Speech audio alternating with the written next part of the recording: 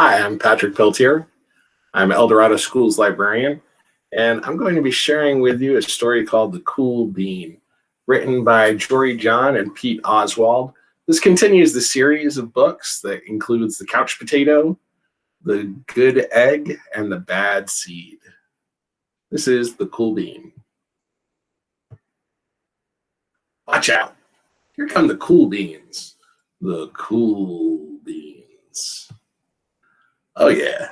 Check out how they move. Look at the way they swagger. Notice their sunglasses? Ow. The cool beans are known all over school, from house to house, across town, beyond county lines.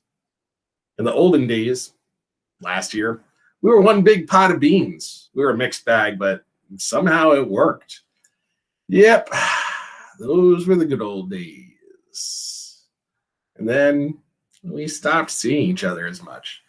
That's just how it is sometimes. You spend less time together, even though you're not totally sure why. I watched as the beans I knew so well, the beans from my own pod, became the cool beans. They were so cool. One of them could play the guitar. Cool. One of them could draw the best superheroes. Cool.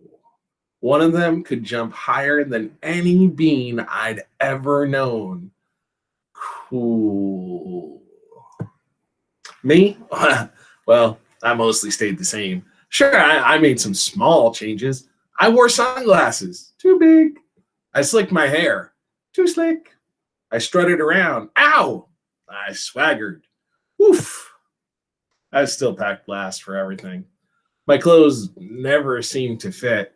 I snorted when I laughed. I walked into stuff. I was an uncool bean, for sure. I started thinking of myself as just a common bean with no special skills. I couldn't compete, so I didn't even try. I'd never be a cool bean. It seemed like there were two types of beans in the world. There were the cool beans and the beans like me. The days all blended together. I lived my life and things were just okay. I took tests and ate lunches and mostly kept to myself.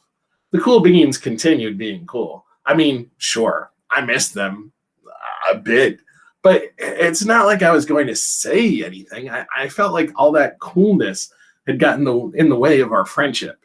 And that's how it went.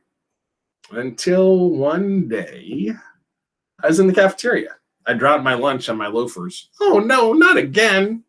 But then something sort of miraculous happened. Out of nowhere, one of the cool beans helped me clean it up. He didn't even say anything. He just gave me a nod and that was it. Later, I was out on the playground. I tripped and scraped my knee and maybe cried a little bit, and everybody saw it. Another one of the cool beans came to my side, and without a word, he dusted me off. That afternoon, I was sitting in class. I wasn't really paying attention. I didn't notice, but our teacher had called on me. Everybody stared. I sat there in silence. Nobody said anything. And then everybody just laughed at me. That was it. After today, I was officially a has-been. But then one of the cool beans stood up and came over to me. Everybody watched. She leaned in close and whispered, "Hey, the teacher asked you to read from page 32. Then she gave me a quick wink and went back to her seat. It was a small gesture, sure, but it was also everything. I walked home with a goofy smile on my face. I smiled all the way through dinner. That made all the difference. It was a day that could have been really bad if not for the kindness of a few cool beans. It gave me a shred of confidence. That shred of confidence has continued to grow. Somebody had my back, or a few somebodies.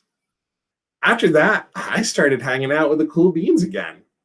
How have you been? Get it? How have you been?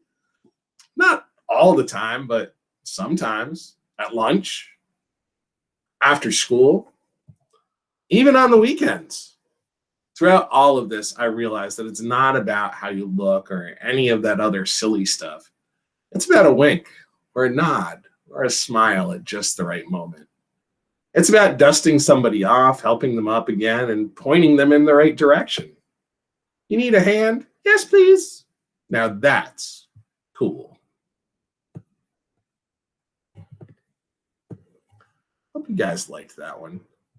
That's one of my favorites now.